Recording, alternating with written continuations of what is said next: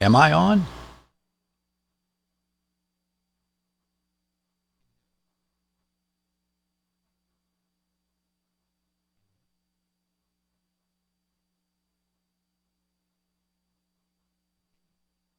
Hmm.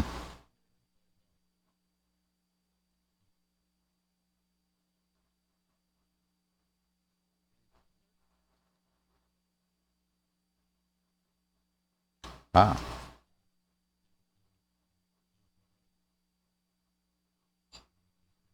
I can't hear anything. I can see the show is on.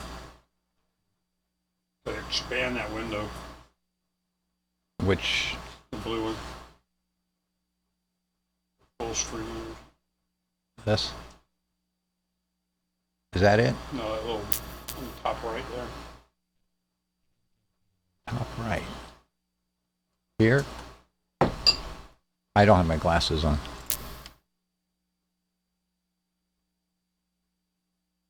Oh.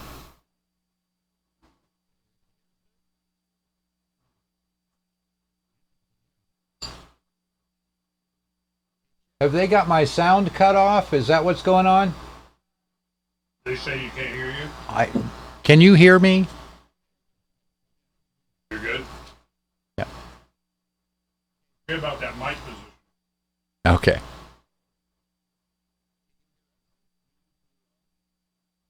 I want to hit record. I did.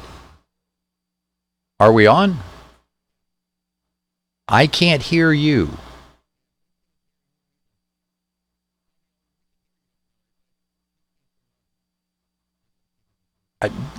Give me a moment.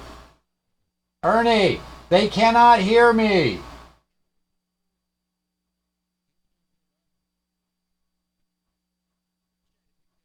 Ernie. I don't know how to work their equipment, but let me see if I can. Oh, wait a minute. No. See what this is.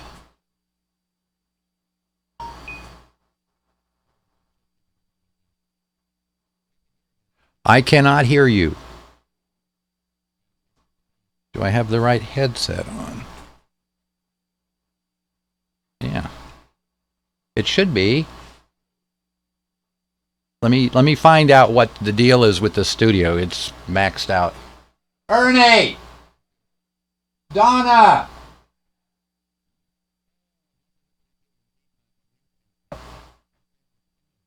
I'll be back. Oh, they can't hear me. Or I can't hear them. They have their mute on.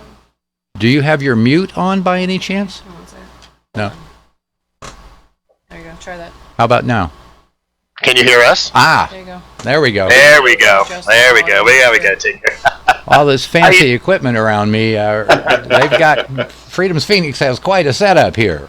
It looks like I can see it there in your video there. How you doing, sir? Very good. How are you doing? We are doing great here. Now you're We're in doing Ohio, right, Joe? Yes, sir. And Chet, you're somewhere close to me. I saw a 520 area code. Yeah, that's Chet. He's our marketing director. The other gentleman that's with me, his name is Scott. Ah, I thought you were Chet. Chet and I have not met. Gotcha. Understood. Well, you and I briefly spoke on the phone, and obviously we know, as I told everybody here, that you are the Libertarian candidate for the governor of Arizona for 2020. That's So, why don't you tell us about yourself? What are your plans? I mean, basically, in all honesty, sell yourself. For those that are listening that are in Arizona, here's your opportunity to sell yourself. Well, you know, my history in the Libertarian Party goes back several decades. And I've I've run for governor now a total of 5 times. And it's always had a good impact. But we know things are fixed around here to some degree. And there's no really accounting for the percentages because my vote totals, for instance, show a good story. My vote cost per vote has never gone above 5.6 cents a dollar for each vote. 5.6 cents. And we'll compare that to the Republicans, for instance. Their cost is about $4.80, and the Democrats is about $5.26. So our message sells, and it's basically the message that founded this country, which I think is the most incredible part. It is the Declaration of Independence. That is libertarianism. We believe everybody is equal. So do I. And I think I'm going to change it up this time around when we get into the campaigning. I'm not going to monkey with the little do you approve of this proposition or that nonsense. I'm going to make it very clear, just like Ron Paul did, that we're going to look first at the constitutionality, and then second to the efficacy. Is it something worthwhile? Before I would spend a dime of taxpayers' money, I'd have to make sure it was well within the constraints of the Constitution and the state constitution as well, of course. But I think that's the kind of refreshing change we need in Arizona in particular. Right. We've got some pretty Wild West politicking going on out here where there is no low they will not stoop to, right down to the point of stealing people's signs. We've had at least 3 candidates who were caught stealing other candidates' signs here in Arizona. Really? Oh, and they caught them on video. I mean, one was cute because after the sign kept being taken down from a particularly high-trafficked intersection, they put up a bait camera. It's a trail camera for campers if you want to catch a raccoon on camera or something. And they caught him. Just amazing. And these people, I don't know that any of them went to jail, but there were repercussions. It is a felony. Yeah. Wow. But they don't care. And the lies surround us. It's really kind of an interesting thing that's going on now because the current governor is a Republican. His name is Doug Ducey. And I have to give him a couple of points on a couple of things that he's done, but 99% of the time he's just another Republican who's just trying to set himself up for either a political career or and his aspirations are to run for president. That's not a big secret. And so it's kind of interesting. He's not really doing a lot of terribly horrible things. There are some horrible things he's doing. In one of the things he just did recently, for instance, he just signed a bill so that now you can get your medical marijuana card every 2 years rather than every year, which comes with about $100 price tag, by the way. And so, yay. Whereas I would have been more inclined to say, no, let's completely decriminalize it. And that means take it off all of the law books, all of the tax books, everything, and leave people alone. And of course, my big thing has always been I want to eliminate the personal income and property taxes here in Arizona. They are they're illegal. Thank you. I'm glad you said that. and that's really the biggest part, is to get out of people's pocketbooks and to get out of their lives, for crying out loud. And one of my goals has always been to see if we can erase half of the laws on Arizona's books. It is absolutely ridiculous that they have gone to such minutia in the law. And I went to law school. I understand it. But it's ridiculous to assume that the average person is going to understand what the law is. And probably a good 30% of the time, people are busted for things they didn't even know they were doing wrong. Right. And now we have a couple of questions from our audience, and they actually live in Arizona. Excellent. One wants to know, how about what is your stance on the federal-led education? I want the federal government completely out of education. Since they got in the 1960s, about the mid-60s it started coming in, LBJ, kind of war on illiteracy nonsense. They weaseled their way in, and now they're 96% of the regulations here in Arizona are federal, but only 4% of the funding is federal. Wow. I want to get the feds completely out of it and go for a competitive school system, because that's what makes it excellent. Back in the 60s, we had absolutely the best education system in the world, and nobody even questioned that. Then when they came in to get that 6% of our population that were listed as illiterate or not functionally literate, we had a 97% literacy rate in this country. It's the highest that's ever been achieved by any country, anywhere, anytime. Now we're at about 60%, thanks to the feds. I want to get them completely out of education and start paying our teachers, but more, of course, because I want them to be happy. I want them to not always be grubbing for money like they are now.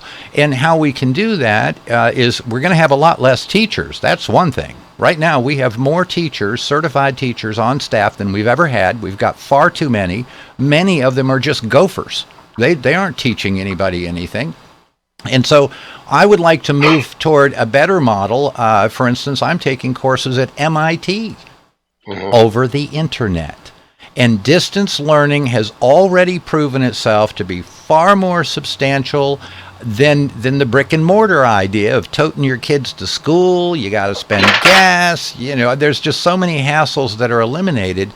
And with the ridiculous amount of money that is being spent per student, we could set each student up with a little, a cubby, a cubicle of some kind, with the computer built into it. So they would have a nice place they could study and do their work, and it works. You don't have to worry about keeping up with the Joneses, or that kid's got this, or that kid's got that, or making fun of people, or bullying, or any of that nonsense. And we end up with a better student at the end. Because it's not about just sitting your butt in a chair for 180 days a year, which is all it is now. That's how they qualify for funding. It's ridiculous because the incentives are all backwards. They've forgotten that we're there to educate students. And I'm not a real big fan of government education at all. I didn't send my son to any government school because I know what they are. And when you end up, I just want a kid who is 1,000 times smarter and 100 times more competent than I am. So I know when I'm too old and gray, I'm getting a little gray, when I'm too old and gray, that our country's in good hands. That's all I'm looking for, is to leave the next generation a legacy that they can be proud of and that doesn't stymie their efforts. For instance, when I was a kid, we got out of school, we had no debts. We could go set the world on fire, and nothing stood in our way. You could go buy a house. I think the first house I bought was when I was 16 years old. Oh, wow. Try doing that today. Well, you can't. Because they've gotten involved, and they call it real estate law, when it's just a matter of selling something to somebody you want to sell it to and who wants to buy it from you. It's a simple proposition. Right. Absolutely. Well, we have another question from our brother of ours, Alan, who lives in your state.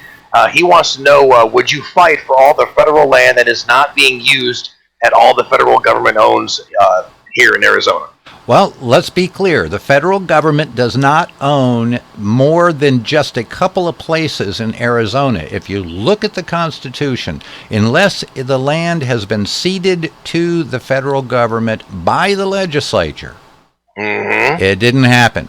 And so when Clinton and some of the other guys came in and grabbed tens of thousands of acres of our land, I would claim it back. And if they want a constitutional issue, I'll give it to them, because we will fight for it. Every bit of it. It's our land. It'll be handled the way that Arizonans think it should be handled. I think that's the way it has to be.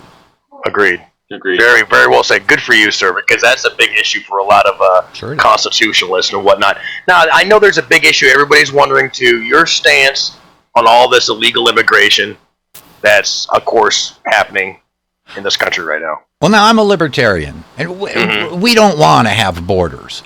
However, I am also fairly practical in the sense of understanding if we had a libertarian country right now, we still have to define our borders. We still have to define the jurisdictional territory where our libertarianism can enact itself.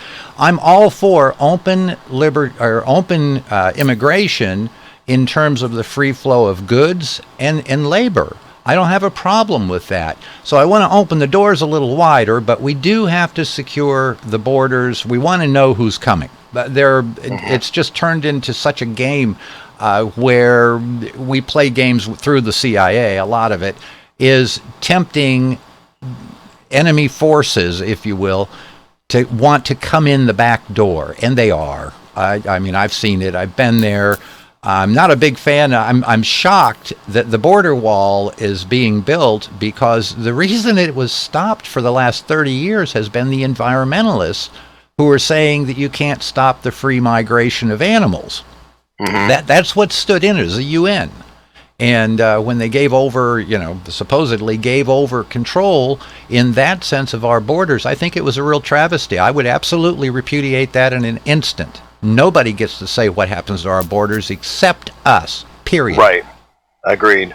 Now, one of the questions that I got from an online viewer is he lives there in the state, and he wanted to know what would it kind of extends from the same question with the migration, but at the same time with the illegal flow of the drugs that are coming across the border.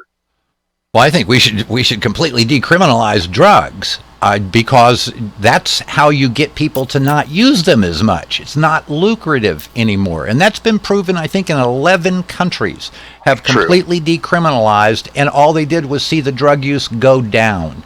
So I mean, let's take a look at history. So I'm all for that. That's not a big issue.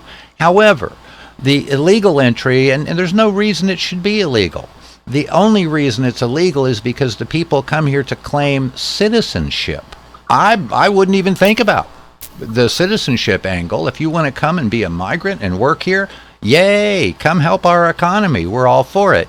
Now, I had proposed before that because of the imposed costs of Arizonans, I can't allow that either. Why would Arizonans pay for other people who have come from other countries who are not citizens? Why should we give them a dime? So, and at the same time, you have a lot of people hiring illegal people, and they want to shut down the business, which is really stupid, because then you put everybody out of work, and that nobody gets nothing from it.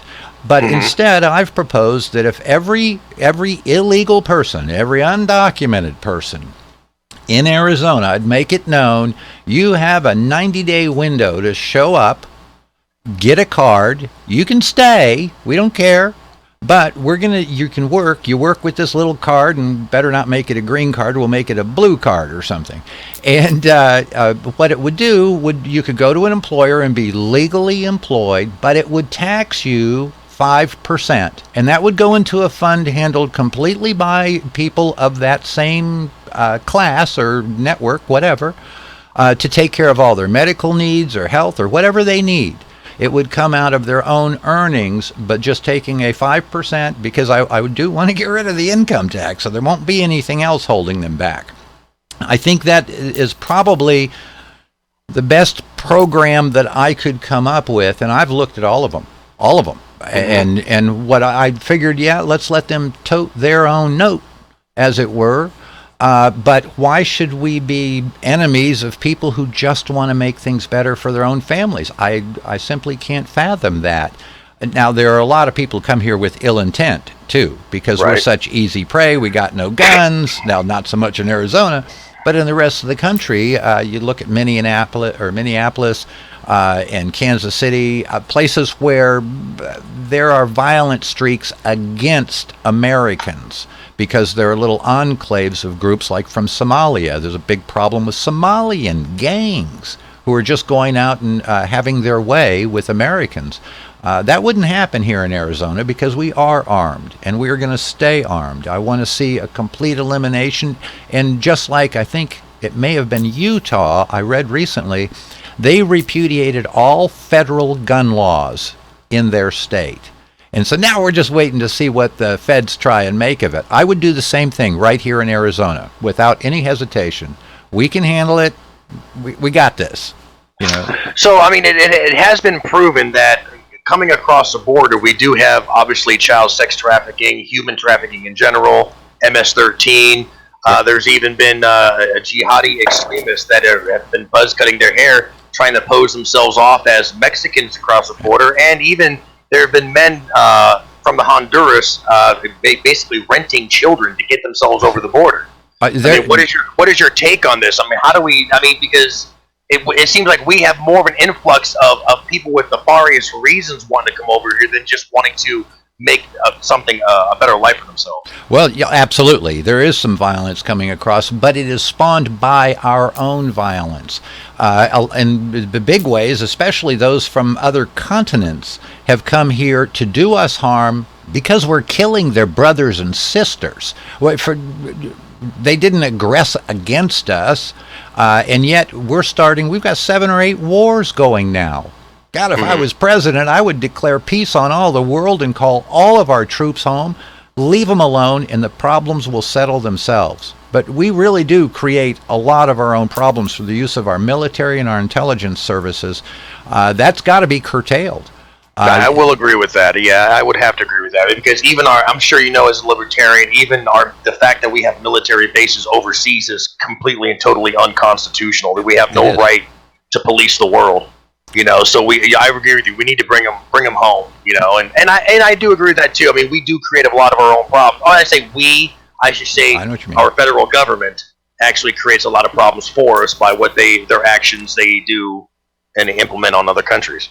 Right. It's with those violent people, I think they're all getting treated with kid gloves. When you get the MS-13 types and some of the jihadis who are coming over, I think I'd be one of the harshest people on penalties. If not, just to throw them out and make sure they can't come back in again. Right. Because I don't want them here. I don't want them out here. We used to have a country you could walk any city street unafraid. Maybe New York was kind of held out as the example where maybe you want to kind of keep an eyeball out. But that was it. Now there's probably 30 cities. You've got to watch every step that you take. And I don't want to see us end up like in Norway, where they're literally raping women, hoping to impregnate them to grow their culture. And it's mind-boggling that they won't let them. That's why I don't understand why women aren't more pro-gun. I don't understand it. I want to see them defending themselves. Absolutely. Now, is there any way? Do you have a website? Any way somebody can contact you, or maybe kind of look more, into your stance or anything? Yeah, absolutely. It's Hess for Governor, all spelled out. .com. And that's Hess, HESS, for those listening and watching. Yes, and the 4 is FOR. Okay, not the number. Excuse me, not the number. But up there, and the funny thing is, most of what they'll find up there, I wrote in 2002. Most of it. Nothing has changed. That's the wonderful thing about being a libertarian, is that principles don't change. There are no new antiques out there. And that's what people are kind of, I think, don't really understand. Those guys in their tight little knickers who put this deal together were not only 10 times as intelligent as the average person is today, but they had 5,000 years of history to go over and to weigh out and to see how we could put this new incredible idea of self-governance to work. And what a magnificent attempt they've done. But, we saw in the 1930s, well, actually the 1920s, is when things started to go south, because the very productive American people we're enjoying some luxuries. We had a higher standard. And so, of course, when you get the Ravens out there, they want to come pick. They want some of what you got. And we got a lot of that these days. Oh, yeah. Right? Absolutely. Well, we want to thank you for coming on here, sir, and we wish you the very best. Oh, you're throwing me off. No, you're welcome to stay if you want to. No, we spoke earlier, and I thought you had another interview to go to. Oh, no. Actually, the studio is going to be used. James Corbett is coming in on an interview in another half hour. Oh, okay, I got you. Okay, I thought you had to go off to another interview. So, yeah, okay, no problem. Yeah, you're welcome to stay, sir. Yeah, absolutely. We can talk about anything. Absolutely. Well, Scott, we're gonna talk about kind of the mentality, and I'd love to get your take, sir. On what we have going on in this country, kind of like the cognitive dissonance, the whole complacency, Stockholm syndrome thing. Why are people willing to give away their liberty? Just remember what Ben Franklin once said: Those who give up their liberty for temporary safety deserve neither liberty nor safety. Absolutely. Kind of like that. We're gonna be talking about that. So, I mean, since you're with us, let's get your take on that. Why do you think many Americans are so quick to give up their liberty and their freedoms to get free things? Well, that's a really good question, and that's probably the biggest question in the country. I think in large part it is because people are kept so busy just trying to pay the rent and the electric bill. All that their whole worry. We have a very anxious society right now, where everybody's always on edge. I mean, when's the last time you heard somebody have a great big belly laugh? You know, I mean, Right, really, we need more of those.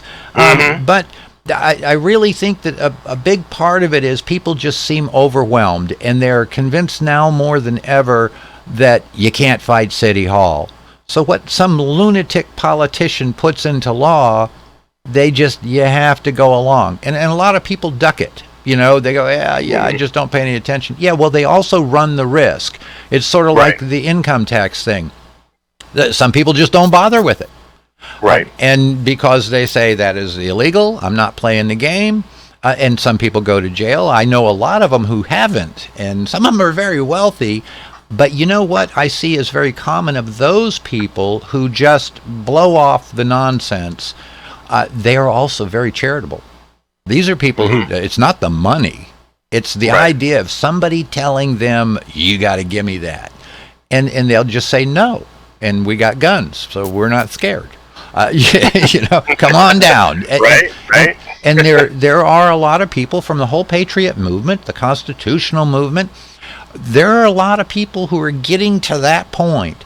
But the reason that they're just overwhelmed and giving it up is because they just don't see a way out. And you can't trust anybody. Look at these politicians. Everything they seem to rail most strongly against is what they're doing. The anti-gun congressman or senator from California, the guy was running guns. Right. I mean, good Lord! It's in the drug. Kevin De Leon, I think his name was. I think he was of Asian descent. I remember the picture. Okay. Yeah, you're right. But I was about to say Oriental, but that's not politically correct, so I'm not allowed to say it. But that's what we said as kids, and nobody was offended. People are offended. Right. You know, I think there's no bigger racist in the world than these social justice warriors who go looking for something to offend them everywhere, and they find it. Well, you know what the thing is? Even where it doesn't exist. And you're right. And there was even actually talk that they want to be considered veterans. These social justice warriors. I'm like, we both know there are two kinds of veterans. Those that actually retire from a company 30, 40, 50 years, whatever. And, of course, those that served in the armed forces. Right. And because you're out there, you social justice warriors, and you hurt people or destroy storefronts, or you're creating crazy laws and doing God knows what, that does not make you a veteran. Not at all. And no. It's craziness, you know, and I see some of these things that I can't get my head around the idea of there being more than two genders, for instance. No. Ooh, there's a touchy... Okay, well, so let me ask you this, though, for your state. How would you approach that as governor? You know, when you have people that want to talk about, well, they want a third choice, so say on a birth certificate or maybe a driver's license or some other kind of document.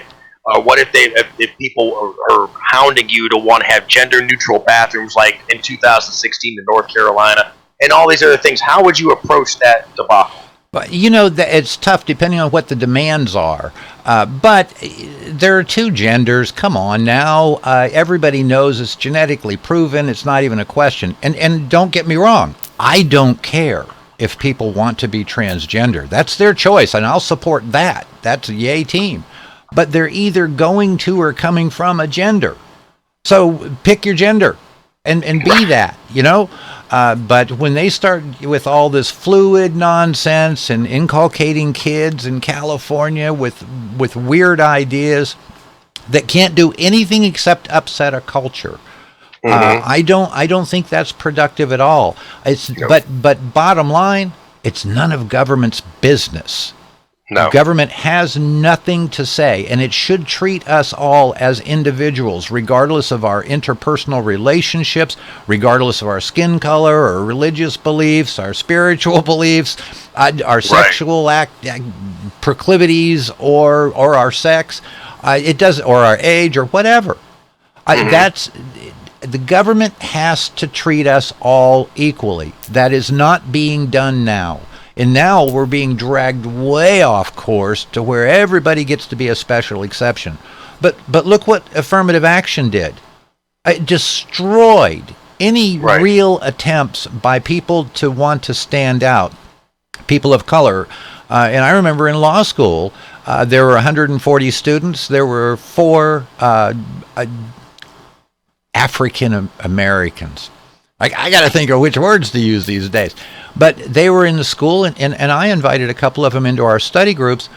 They were completely unprepared for what they were there for. So all of them flunked out. Now, tell me that helped their self-esteem. No, it hurt their self-esteem.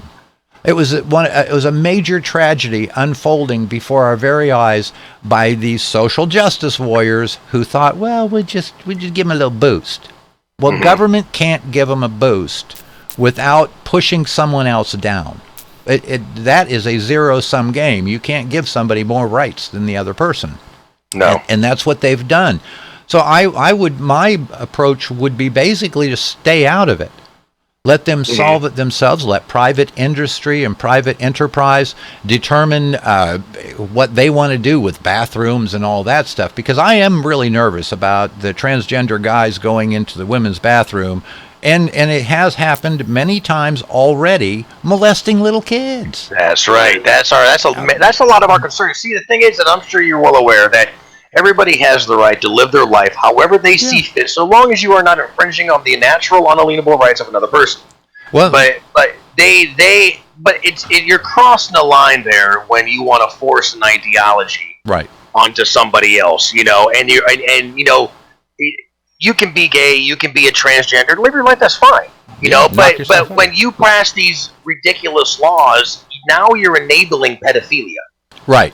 And I see that. That's disturbing. Well, the problem I have is I can't even fly ever since I had the little blue glove gropies in there. I can't even fly commercial anymore because the minute I see an adult touching a kid, there's going to be a felony committed.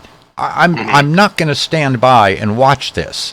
And I'm not going to let it happen. I don't care whose kid it is. You mess with a kid or the elderly who cannot defend themselves, and I become your worst nightmare.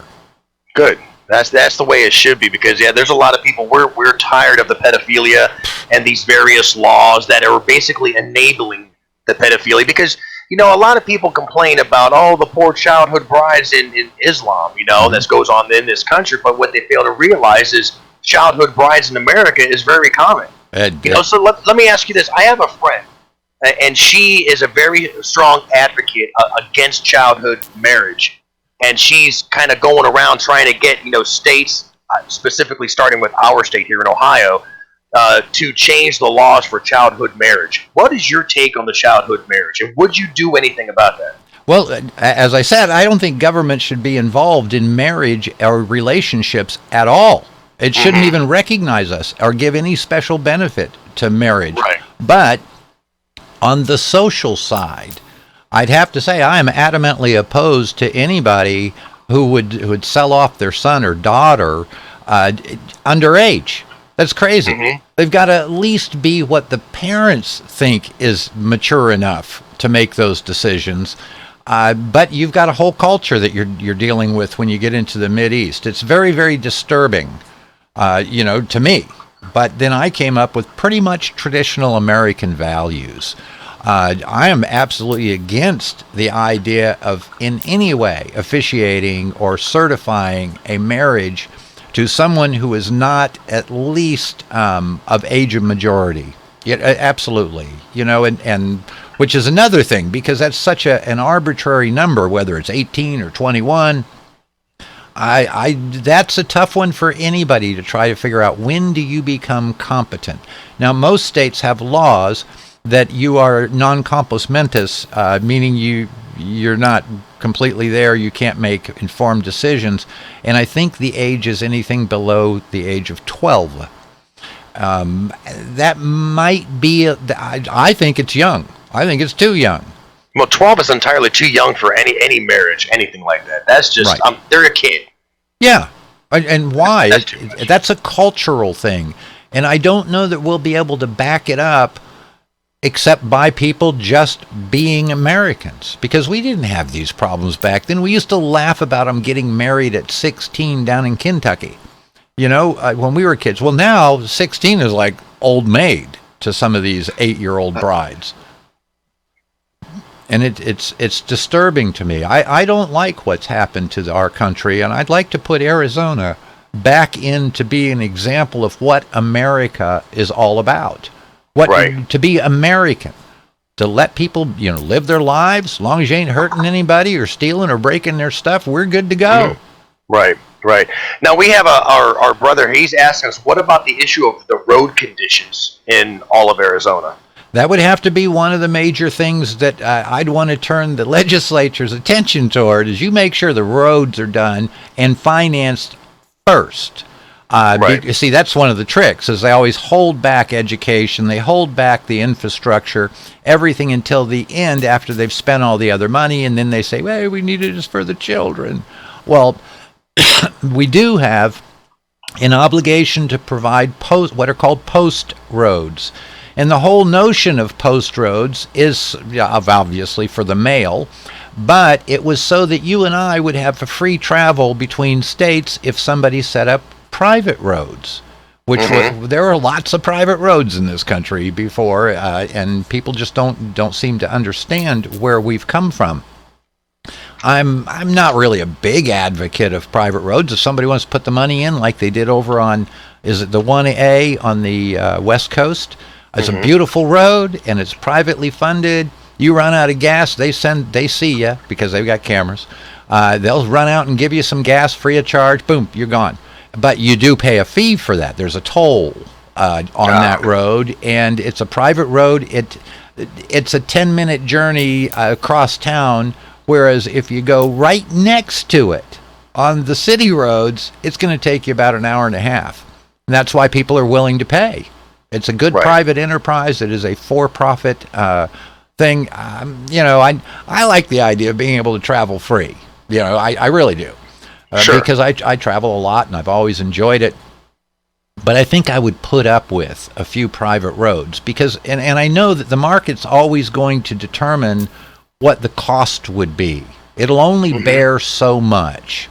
And God forbid there should be 2 roads and they want to have a little price war, because that'd be the wonderful thing for the public, because the price war would be going down, not up, by the way.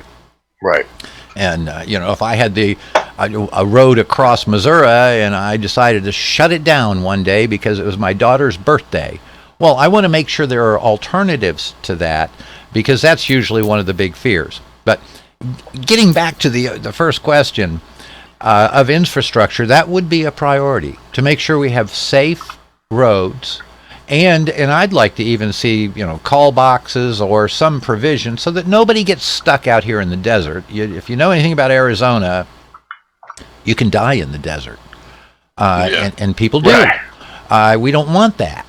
And that's one of my biggest gripes about the border, is we have about 260 people who will die in our desert right here in Arizona every single year just trying to get to America. And so it's a human side. That's why I think the borders have to be secured, is to not give them that opportunity to die in our deserts, but to make it very easy for them to come right in. No problem, as long as you don't have a communicable disease, which I think is an important consideration these days. But as long as you don't have a background of violence, you come on in. I'm all for checking people out, and then you say, come on in, here's your card, knock yourself out, don't hurt anybody. So here's another question that comes in from our Zoom over here. They want to know, what's your thoughts and theories on the whole medical freedom of choice? I'm all for it. Anything and everything that people think is the best decision to be made. It's like what we had here was called the right to try. The Goldwater Institute was behind it. So that if there are experimental anything that might save your life, I want to give you the opportunity to, if you decide that that's what you want to do, then it has my blessing, absolutely. So just to be on the clear too, this is a big thing that's come across like the news lately, about the vaxxers and anti-vaxxers. So you would just be like, okay, so it's your choice. Definitely. Okay. I got one vaccination in my life. I've never been sick, never gotten a disease. My son, no vaccinations. We just see too many negatives to offset any possible positives, and I still haven't seen any proof that any vaccine does anything. I agree with that.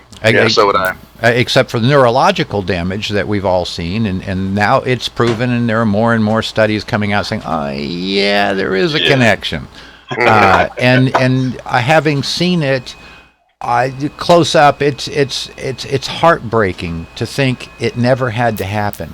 It's just there to make someone wealthy. And you've seen, I'm sure, all the news things of the doctors who are bribing or are being bribed by the pharma manufacturers. We see a lot of people on drugs, doctors prescribing cancer treatment for people who don't have cancer. It's ever since Nixon in 1973 signed the Health Maintenance Organization Act, which made healthcare a profit-seeking business. The world went crazy, and now it's one of the biggest costs, if not the biggest cost that people face, and it should never have been that way. And in 1972, I used to ski competitively. I had a pretty good ski accident go on and broke a whole bunch of bones and everything. Ended up in the emergency room, body cast, stayed overnight in the hospital 2 nights. Guess what the bill was? I can only imagine. $153 total. What? Yes. It was 1972. I've got the receipts. My dad saved them because it was kind of a big thing. I thought it was $100,000 or something. Oh, no. But then compare that to 4.5 hours in the hospital a couple of years ago from a skiing accident where the vertebra didn't line up right. I needed spinal surgery. My 4.5 hours did cost $98,000. Wow. And it was, greatest thing in the world. I had that minimally invasive deal. And I walked out of the hospital and haven't felt a single thing since. It's like a miracle thing. But I do know why many doctors don't perform that. They go for the 16-inch, T up and down your back. It takes 6 months to heal with about a 30% success rate. Whereas the minimally invasive, like I did, takes about 2 weeks to heal completely. About 6 months for everything to be all set. But realistically, there's just the cut itself has to heal up. And it has a 99% success rate. So why don't they do it? Well, it's like vitamin Good C, question. intravenous vitamin C. I've seen people with terminal cancer, they have to go out of the country to get intravenous vitamin C. They come back 30 days later and they look like nothing's ever happened. They're totally healthy, no cancer, everything's gone. Well, we know there's a lot of people that want to destroy this country by whether it's demoralizing, whether it's the taxation, whether it's illegal immigration. I mean, the list goes on and on and on and on and on. And it just seems like, that's the one thing with we the people, all of us Americans, all of our countrymen here, we're all getting thoroughly just basically disgusted with the way things are being ran in this country, because it's just like, for an example, I just saw a video, and apparently Jon Stewart was in it. It was, I guess, a video from yesterday up in New York, and they were wanting to cut the funding for the first responders, insurance, this and that, New York. But yet places like California are like giving out like $1 million for health care for illegal immigrants when you have like 11,000 veterans living in the street. You have all these other things. Yep. This is what's really making Americans mad, is seeing just the misrepresentation and the complete and total abuse of power all across the board with politicians. Well, it's votes. They're buying votes, and they're buying votes with your money. That's and they're votes that are obstinate to what you think should be there. But it's sort of like that whole education thing. The reason we had the highest educational level is because we had competitive schools. What happened? We used to be able to say my school's better than your school, and we meant it, and we could back it up. We academically, scholastically, athletically, whatever. Nowadays, think of what these poor kids have to face. My school's just like yours. That's all they've got because of the Common Core nonsense, which thank God most places have already dropped, because that was just a scam to give a contract to print new books. People don't even realize how Washington all a part of sustainable development. To push that United Nations, mumbo jumbo on the American people. Well, what disturbs me is when people say we should be more like Norway or we should be more like Sweden in whatever way they're yapping about at the time. No, we're America. They should strive to be like us.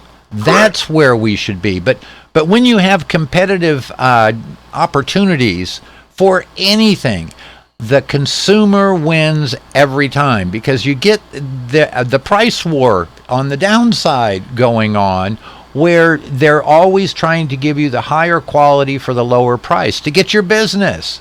And that's what happens. But now it's non-competitive. The medical industry is not competitive at all. No. You have to go literally. I'm going out of the country. I broke some teeth off. And I'm going out of the country to get some implants because here it's for the cost of just one. I can have 3 or 4 done in Mexico or Costa Rica or Peru or Colombia or Chile or Spain, which the medical tourism, I think, is going to become a very big thing just because of the greed in the whole medical industry. Right. We all know that, like, when you look in our Constitution, more specifically Article 1, Section 8, honestly, the government has no constitutional authority in healthcare, period. Right. None at all. They don't have any constitution to dictate or mandate. I'm going to give you a good example. Here in our state of Ohio, right, I'm sure you remember when he had Obama in office, and we were forced to, that Obamacare, if you didn't have it, you were fined. Well, in Ohio's Constitution, our state Constitution, it says in there, Article 1, subsection 21, that no law, no law, no rule, or anything of that nature shall compel an individual, an employer, or a healthcare provider to purchase healthcare or be fined if they don't have it. Our Constitution says that. Hey, but you got a good one.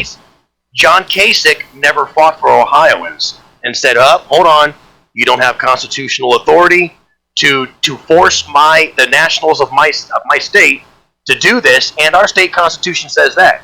So what if the federal government comes down on you and says, hey, look, the nationals of your state, they have to this, that, and the other? What would you say? What would you do? Well, a lot of people have said that if I become governor, you're going to have the military on our borders. And I'm saying bring it on. If you want a constitutional crisis, we'll do it. Because I think it's important not to back down when you know you're right. I don't care what the odds are. Don't tell me how big the mountain is. Just get out of the way of my shovel. That's where my mentality comes from. I'll fight it. The feds. I want the feds out of the state. I'd like to just get rid of all the federal agencies, and I believe we can. We can order all federal agencies that have no business here get the hell out, and that includes the IRS, by the way. Thank you, because the IRS. Go ahead, bro. I'm going to take this a little further because he is very apt on the Constitution as well as being pro-gun. What is your theories or your thoughts on Article 1, Section 8, Clause 15 and 16, which are the militia clauses of the Constitution, and bringing back the people's militia? I'm all for it. I think that we all should be exactly what the founders intended. We are all part of the militia to be here to protect what we all love. We're all very grateful that we are in a free country, which didn't exist at that time. Right. And I see no reason to do anything different. It doesn't make sense, and there's no moral attribution that could be given to people stepping inside that in the federal government. No, I'm all for the militia will protect our homeland. That's what it's for, and we can only protect our homeland. And of course, here's where it's gone into the corporate sector, saying, well, we've got international corporations, they've got American business interests over in Iran. And we do, by the way. And so that was a stupid business decision, apparently, if it's going to cause you any problems. There's no reason we should go over. If you remember when, was it EDS? Was that Ross Perot's company where they had kidnapped a bunch of his employees? Well, the federal government screwed up. I think Jimmy Carter, in fact, lost some Rangers in the desert out there, the helicopters. And that was tragic. But then Ross Perot sends his own private army in, and he got his people back. Right. I don't have a problem with that, because I think that really when foreign leaders think of America, they should never think of, I'm going to attack the president. Because that's how they think now. We're seeing that they act like they're some kind of ahead of something. Imagine, from Saddam Hussein's point of view, who would you rather face, George Bush, one person, or 1,000 Americans who are really pissed off, bring their own money, and they're all coming to get you, and they're not organized, they're not in any way working, they might be working together, but they all have the same objective with 1,000 heads. One of them's going to get you. You know, George Bush might play his game, but you got 1,000 private citizens who say, you know what, I'm going to go over and get that bastard myself, and they will. And so that's why nobody would touch America if it was back to where it was. That's why they didn't. The Japanese, Hirohito, very famously said, we ain't touching that place. There's a gun behind every blade of grass. Yep. Oh, yeah, I remember that, yeah. Yeah. Now, we have, again, another national from your state. He's asking, what would you do to protect the Second Amendment rights of the nationals of your state? Furthermore, he said, would you implement like gun safety classes or try to start gun safety classes in public schools like they used to have back in the day, so kids actually understood that they're not toys? You know, that's a really good point, and I will kind of brag a little bit. We forced Janet Napolitano, when she was governor, she put gun training classes back in some schools. Nice. But I don't know that is it might be a function of government. I just have never really thought about, should the government be responsible for teaching people to be safe around firearms. But my whole thing on firearms is I want the feds out. You can have a firearm or you can have a knife, as in England, where they murder more people than in New York City, by the way. Right. But if you do something wrong with your gun, yeah, I want to see you prosecuted, of course. But I also want to see you have absolute right to have access to protect yourself and your family in any means and manner that you think is necessary. And I know the follow-up is always, you think people should have nuclear weapons. Yeah, if they can afford them. You live in a neighborhood where your next-door neighbor can afford about $400 million, you knock yourself out. Then you should probably move if you don't like it. Because that's the most absurd question that we get. It's sort of like, but the roads. Yeah, okay. If we're going to have roads, we're going to take care of them. That's going to be the primary duty of the legislature if I should get in. That and getting rid of the old laws. Those are my two big goals. And I told Gary Johnson, I'm going to go after your record. And you know what record I'm talking about, probably.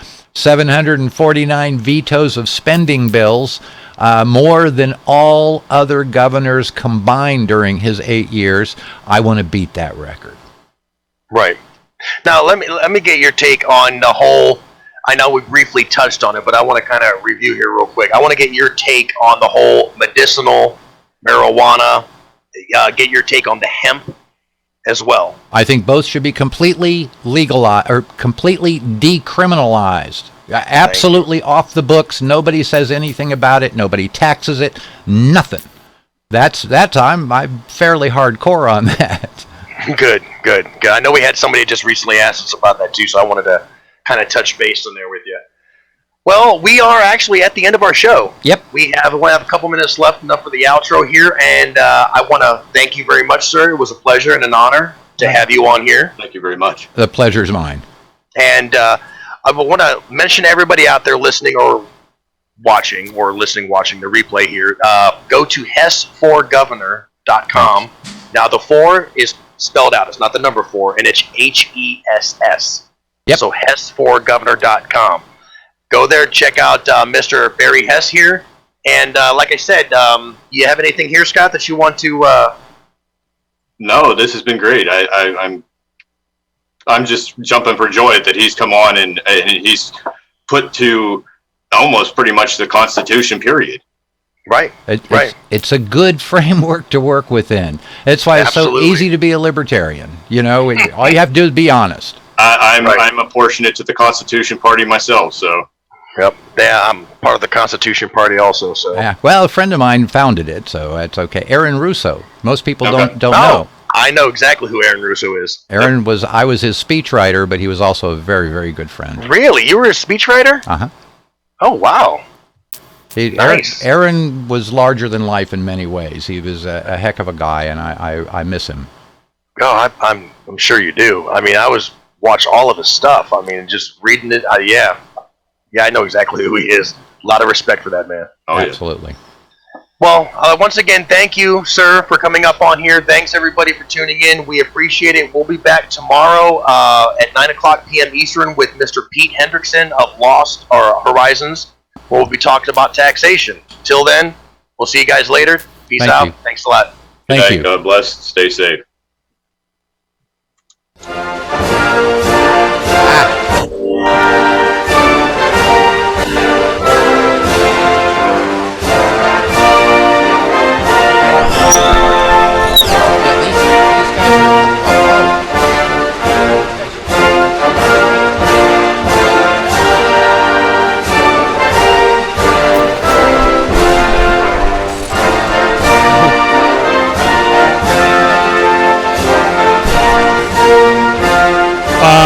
No, I didn't want to have to.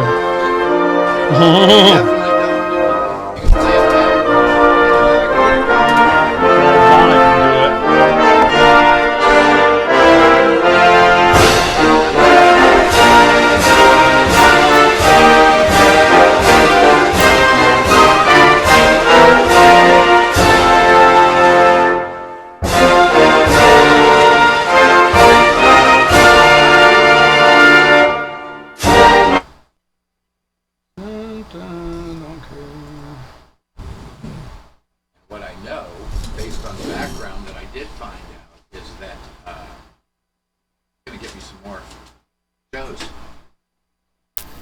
do. Isn't that exciting? Need help or anything? What can I do? Do I have any printouts on James? Is he on there? No. I like it. Okay, what do I need to do? I've never met him though. Sure you have. Let me get. 1, 2, 3, 4, 1, 2, 1, 1, 1, 1, 1, 1, 1, 1, 2, 3. How do you get hired? It's my voice. It's a thing.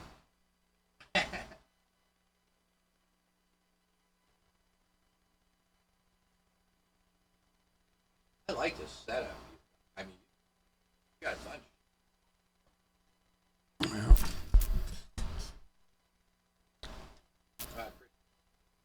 Yeah, no problem. I just gotta get to this. You can hang out if you want. Hey. James, hello. Hello. You're one of those on-time guys. When the hell do I ever come across those? I'm not Dr. Frank. Come on. Right. I know. It just, even when he's here, he's late. He's like outside or something doing. I'm just like, God, you're killing me, man. All right, let me start the stream.